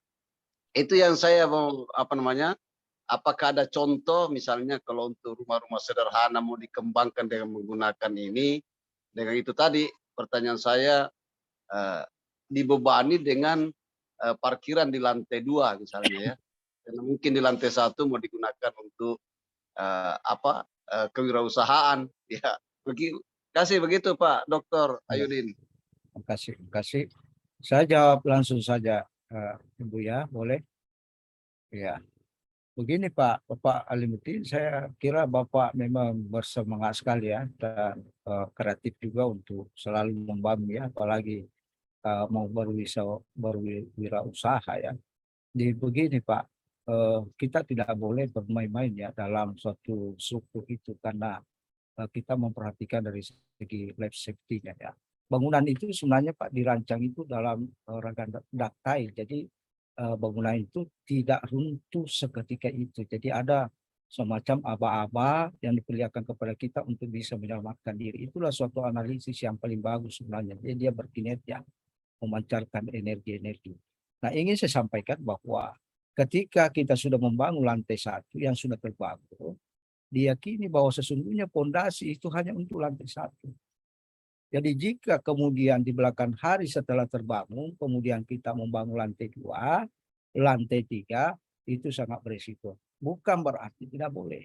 Namun saya ingin menyarankan kepada Bapak bahwa gunakanlah suatu material yang sangat ringan untuk lantai 2, untuk lantai 3. Tapi kalau kita menginginkan suatu konstruksi yang lebih kaku, yang lebih kuat, maka kita melakukan suatu pemodelan namanya Pak. Jadi kolomnya tadi itu kita cek apakah kuat ini bisa menerima beban untuk lantai 3. Ya, belum lagi beban angin kita masukkan dengan berbagai macam kombinasi atau tidak. Nah, jika itu kita melakukan forensik engineering ya, kita lihat dari taruhlah misalnya saya survei rumahnya Bapak dan ternyata saya temukan ada kolomnya di situ sangat ramping dan mutu betonnya pun juga sudah sangat menurun. Ya, tentu saya tidak rekomendasikan untuk lanjut lantai 2, tetapi ada jalan melakukan suatu renovasi, ya, memberikan kembali kolom perkuatan yang kuat dengan fondasi, dan yang terpenting adalah gunakan material yang sangat ringan. Dan saya kira baja ini merupakan suatu solusi Pak, karena Bapak vibrasi sesuai dengan ukuran, tidak memakan waktu yang sangat luas ya. Lalu kemudian kita langsung pasang di lapangan, beratnya pun juga bisa terukur, kemudian kita buat dalam bentuk ramping. Ya, sehingga baja walaupun mungkin ya dari sisi lain karena ini adalah vibrasi ya, ini adalah fabrikasi, itu lama baru datang materialnya, tetapi bisa lebih meyakinkan kepada kita bahwa tentu rumah yang kita inginkan adalah bagaimana rumah itu bisa ya nyaman kita tempati, artistiknya juga bagus, tetapi kita tidak melupakan aspek kekuatannya. Ada rumah artistik bagus tapi tidak kuat. Ada juga orang rumahnya kuat tapi tidak artistik. Alangkah baiknya ketika dua-duanya ya kita miliki, bahkan kita tambah tadi dari segi fungsional, bahwa ternyata bangunan yang sempit itu, rumah yang sempit itu bisa kita gunakan dengan berbagai macam manfaat. Lalu misalnya ada ruang diskusi, ada ruang studio, ya. Lalu kemudian ada juga parkiran. Dan saya kira itu sangat menarik rancangan tadi dari Bapak Dr. Alimuddin. Saya kira itu dari saya, Ibu. Saya kembalikan ke moderator. Mudah-mudahan jawaban saya ini bisa bermanfaat untuk Bapak. Baik, terima kasih Bapak atas jawabannya. Kemudian ini selanjutnya ada pertanyaan lagi dari Bapak Al-Musalim. Apa penyebab kegagalan pada perencanaan struktur baja dengan metode LRVD dan apa solusi dengan konsep LRVD lagi? Terima kasih. Ya. Ini siapa yang bertanya, Mbak ya? Namanya siapa? Bapak Al-Musalim. Boleh memperkenalkan diri sedikit. Beliau dari mana, Mbak ya? Beliau dari D4 Teknik Sipil Bangunan Gedung Universitas Negeri Semarang. Negeri Makassar, Pak. Oh, Makassar ya. Oke, baik. Nanti saya juga hadiahkan buku untuk Nanda ini ya. Supaya ada buku konstruksi tahan gempa itu yang pernah saya buat, melakukan berbagai perbandingan analisis ya. Dari analisis sebelumnya itu yang saya kaji di dalamnya itu force based design dengan displacement based design ya. Ada perbedaan formulasi di dalamnya dan rumus itu bisa kita terapkan juga. Nah, pertanyaan dari Nanda kita ini saya kira sangat bagus. Kalau kendala-kendala yang kita hadapi sebetulnya ya hampir tidak ada ya kalau kita mengetahui prosedur ya dari suatu analisis itu. Prosedurnya itu tadi bahwa silakan memilih model yang Anda inginkan, lalu kita mengikuti prosedurnya yang diawali dengan new model, kemudian melihat dari grid only. Tapi biasanya ada kesalahan adalah kurang cermat, kurang teliti melihat ukuran demi ukuran itu. Jadi ada denanya ya, kalau jarak antar kolom 4, mungkin di area Y-nya itu 3, itu diamati semua di lantai 3 bagaimana modelnya. Apakah ada cantilever di situ atau apa. Ini dicermati itu dena ya. Dari sini biasanya orang mengalami kesalahan yang sangat fatal ya. Karena terburu-buru. Ingat bahwa menganalisis suatu struktur itu dengan program sangat berbeda ketika kita mengambil ilmunya arsitektur yang memikirkan dari segi arsitektur. Kalau arsitektur, kalau kita menggunakan AutoCAD ya, mungkin hari ini kita melakukan kesalahan ya, tapi malamnya kita sudah bisa delete dan kita bisa mengganti lagi. Tapi kalau analisis struktur, begitu kita sudah masukkan pembebanan semuanya, bahkan kita sudah analisis, tapi kita menemukan terjadi overstrain, misalnya, maka kita melakukan lagi pengecekan dari awal. Dan itu bisa kita lakukan berulang kali. Ya, mungkin kita 13, ada 15 kali. Itu akibat kesalahan tadi dari sisi itu. Saya kira dalam analisis struktur di situ biasa masalahnya. Masalah kedua adalah kesalahan dalam memberikan input beban. Ya, mungkin kesalahan dari angka tadi ya, pembesaran beban itu, angka koefisien yang tidak dicermati dari segi regulasinya. Ya, makanya dalam penganalisis analisis struktur itu ya harus orang sabar di situ. Harus kita menerima kenyataan yang ada. Harus berulang-ulang. Ya, sehingga kita akan mendapatkan nilai akurasi yang sangat tinggi dan kita akan publish, kita memberikan kepada owner kita, dia membangun ya, dan kita memberikan yang terbaik sehingga bangunan itu dengan bangunan yang kita berikan tadi dia mampu dibangun dan dia bisa bertahan beberapa tahun ke depan. Jadi kalau tadi Pak Dr. mengatakan hanya 25 tahun ya, itu terlalu sedikit. Tapi dalam analisis itu biasanya kita lakukan dengan 500 tahun. Itu sangat lama ya kalau kita betul melakukan itu step by step ya. Saya kira di situ ya Nanda ya, kesalahan yang terjadi itu ada pada kesalahan juga memilih model ya yang tidak tepat ya. Kalau berhubungan dengan pondasi, nah itu adalah aspek pelaksanaan, adalah geoteknik di situ ya, bisa juga terjadi di situ. Tapi kalau dalam analisa struktur tadi dengan menggunakan etap itu, kita melakukan pemodelan itu dengan kolomnya itu ya, dengan jepit-jepitnya itu. Dan asumsi-asumsi juga bisa ada kesalahan di dalamnya. Saya kira itu aja Nanda ya. Mudah-mudahan Anda bisa jadi sabar, bisa memiliki software, ya, kemudian mencoba melakukan suatu analisis. Saya kira demikian dari saya, Ibu Moderator. Baik Bapak, terima kasih. Kemudian ini ada pertanyaan lagi dari Bapak Dedi Limbong. Izin bertanya Pak, apakah metode LRFD juga bisa diterapkan pada rangka baja ringan? Sebaiknya dalam MWN desain dalam kondisi ekastia atau titik putus Pak? Ya, terima kasih. Jadi sebenarnya untuk baja itu kan ya bisa digunakan LFD itu biasanya baja ringan itu Pak digunakan untuk rangka atap ya.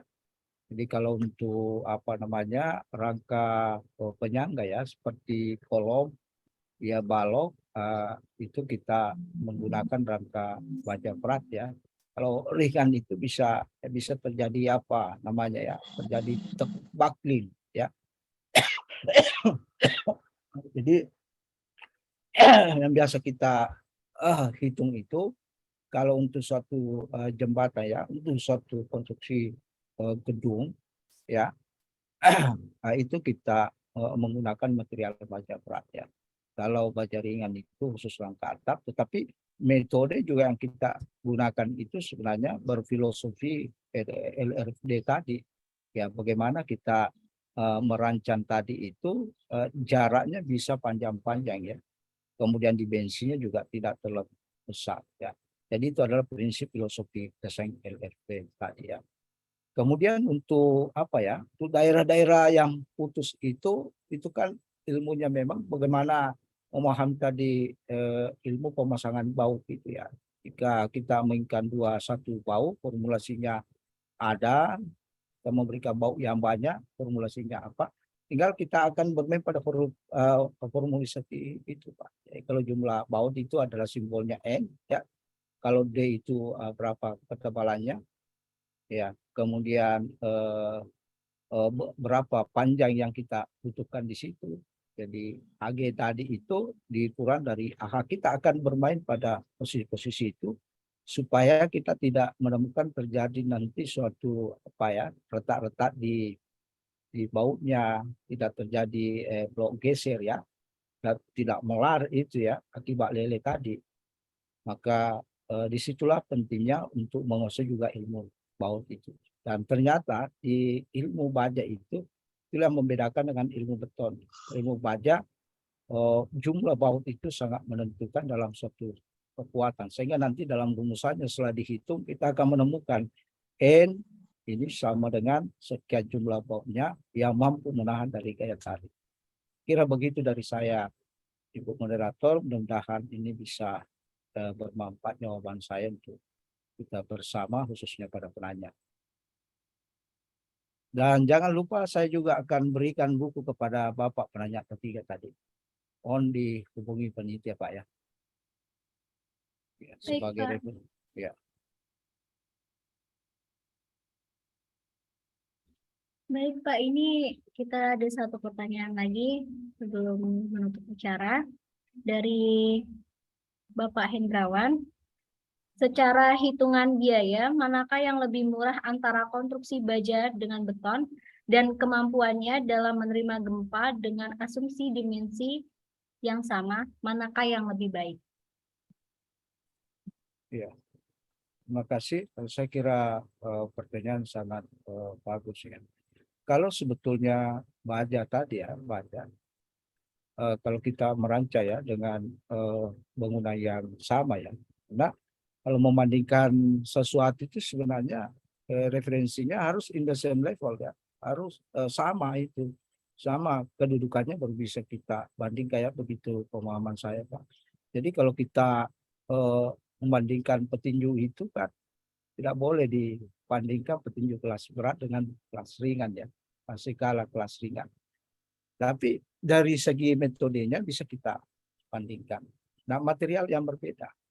Ini material yang berbeda, kemudian kita bandingkan.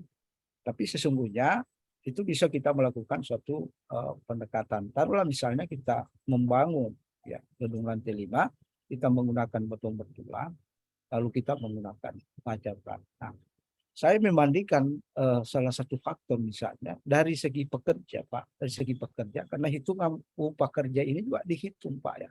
Semakin banyak lantai, semakin banyak upah kerja ya yang diberikan kepada pengeluaran biaya tadi. Tetapi kalau baja tadi ya yang memasang itu tidak banyak. Itu dari segi pekerja.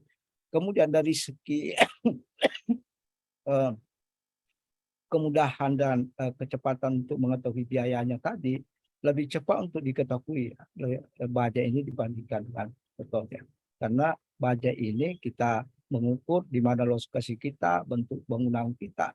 Dan hasil analisis tadi itu bisa kita memanfaatkan LRD tadi dengan memiliki ya bentang yang sangat luas, dimensinya diperkecil.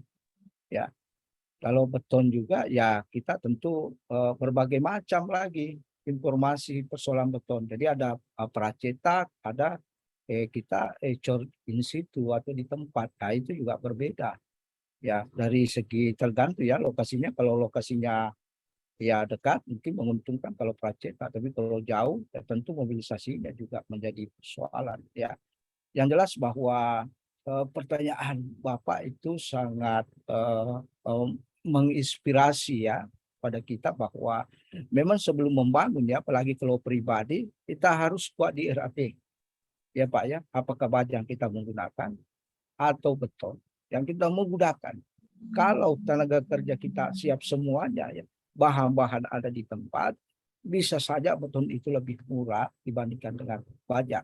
Tapi bisa saja jika kita berlokasi di Surabaya, tempatnya baja itu dan mobilisasinya juga sangat rendah, maka biaya mobilisasi bisa kita tekan, bisa saja itu lebih murah jadinya. Jadi kita akan melihat dari segi situasi-situasinya.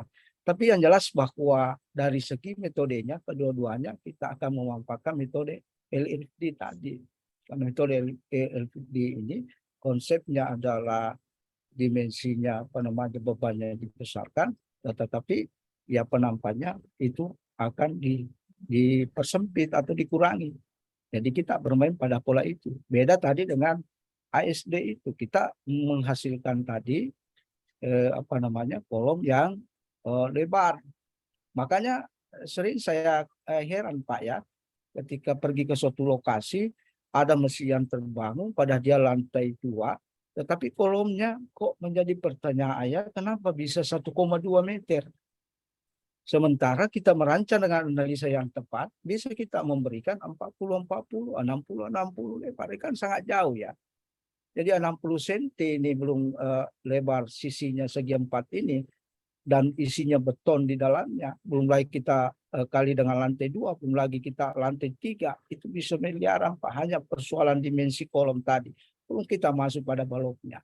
Inilah yang akan direduksi sebetulnya dari LRD itu. Ini menjadi kritikan buat kita ketika kita menemukan suatu konstruksi yang sangat mubazir.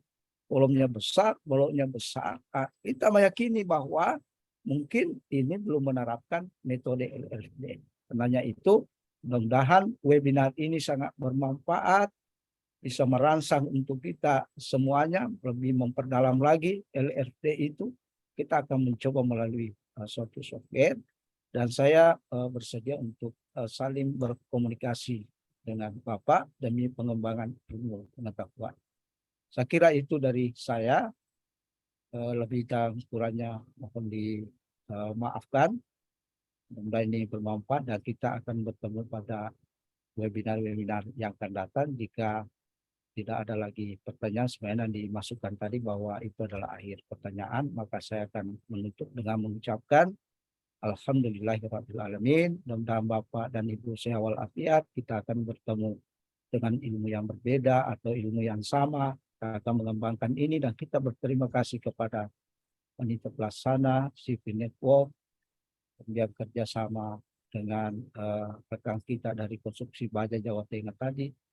Itu satu kesyukuran bisa kita bertemu dan saya mengumumkakan ilmu-ilmu yang memang saya ingat-ingat dulu ya, bahwa zaman Belanda ya, termasuk sebetulnya rel kereta api itu Pak di Sumatera, itu kita betul-betul melihat itu kolomnya besar ya, kemudian jarak antar kolom itu dempet-dempet Pak, dekat-dekat ya, dan itu saya kira mubasir betul ya, dan kita akan melakukan perubahan-perubahan yang terbaik untuk masyarakat kita dan pembelajaran untuk teman-teman kita non disiplin ilmu supaya dia bisa menyerap ilmu teknik sipil juga berhubungan dengan ilmu konstruksi, apalagi perencanaan suatu analisis berhubungan baja maupun beton maupun dengan material yang lain. Kira demikian. Wassalamualaikum warahmatullahi wabarakatuh.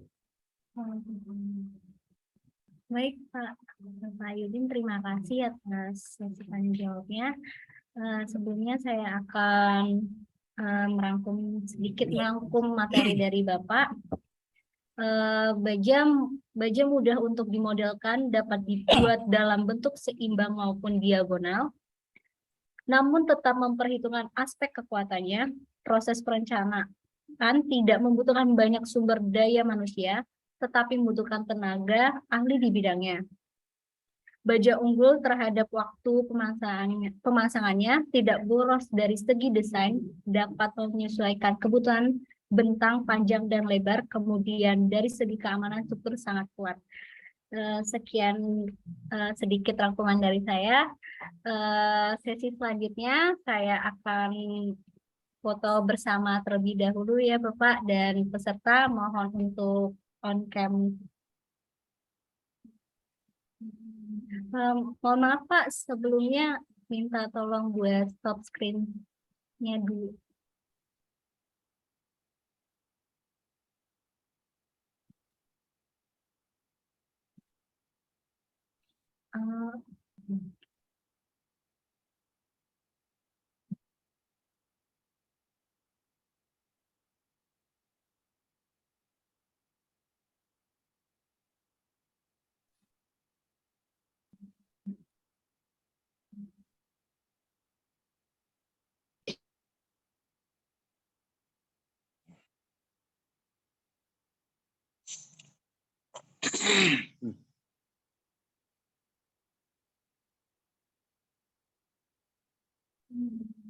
Baik peserta, mohon untuk on cam terlebih dahulu. Kita ada sesi foto bersama. Ada 3 slide. Slide pertama, 1, 2, 3.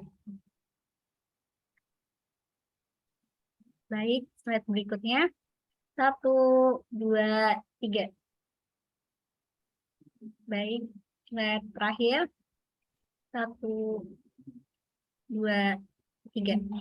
Baik, terima kasih untuk Bapak Ayudin selaku narasumber kita hari ini yang materinya sangat bermanfaat untuk kita semua, dan terima kasih juga untuk para peserta yang telah bergabung dalam webinar kali ini.